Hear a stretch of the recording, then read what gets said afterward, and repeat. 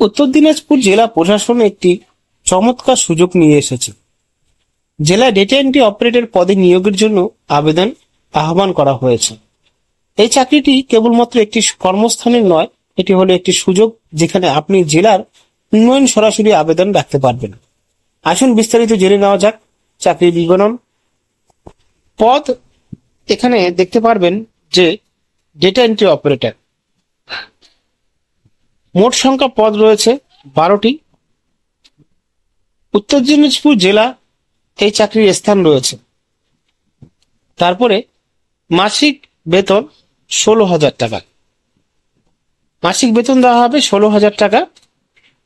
চুক্তিভিত্তিক, হ্যাঁ, প্রাথমিকভাবে 3 বছরের জন্য থাকবে এই চাকরিটি।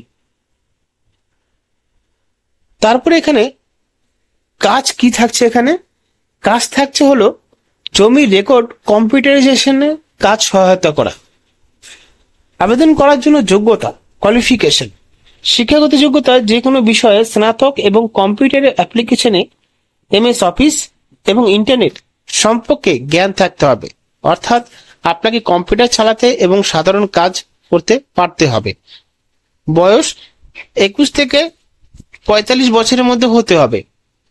উত্তর দিনাজপুরের স্থায়ী বাসিন্দা হতে হবে। নিয়োগ প্রক্রিয়া, এখানে নিয়োগ প্রক্রিয়া দেখতে পাচ্ছেন। এখানে নিয়োগ প্রক্রিয়া দেখতে পারবেন যে ইংরেজি, গণিত, সাধারণ জ্ঞান এবং কম্পিউটারের জ্ঞান নিয়ে 50 নম্বরে পরীক্ষা হবে। কম্পিউটার প্র্যাকটিক্যালে থাকবে এখানে কম্পিউটার প্র্যাকটিক্যালে থাকবে কম্পিউটার বিভিন্ন কাজ করার দক্ষতা পরীক্ষা করা হবে। প্রার্থীদের ব্যক্তিত্ব মূল্যায়ন করা হবে।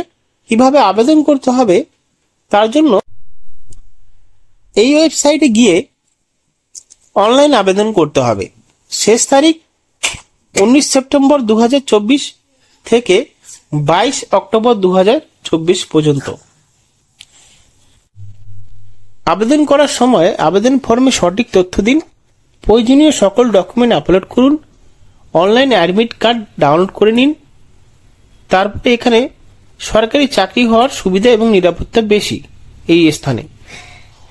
উত্তর দিনাজপুরের বাসিন্দা হলে আপনার জন্য এই চাকরিটি আরো উপযুক্ত হবে। কম্পিউটার জ্ঞান ব্যবহার, আপনাকে কম্পিউটার জ্ঞানকে কাজ লাগাতে পারবেন। জেলায় উন্নয়ন সরাসরি আবেদন রাখতে পারবেন। এই চাকরি আপনার জন্য একটি দুর্দান্ত সুযোগ হতে পারে যদি আপনি যোগ্য হন এবং এই চাকরির জন্য আগ্রহী হন। তাহলে দেরি না করে আজই আবেদন করুন।